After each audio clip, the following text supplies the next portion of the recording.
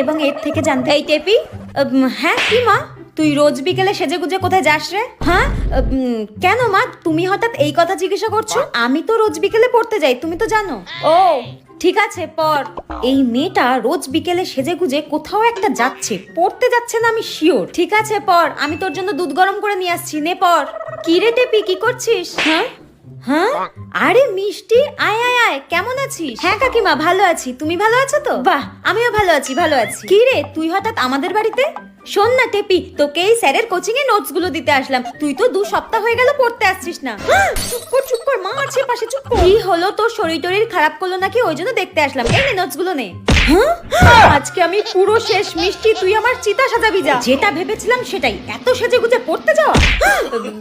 কাকিমা আমি আসলাম, হ্যাঁ তুই আমার নোটস গুলো পরে আমার কাছ থেকে নিয়ে নিস। কাকিমা আসছি, হ্যাঁ তোকে আজকে আমি। মা ভুলে গেছি।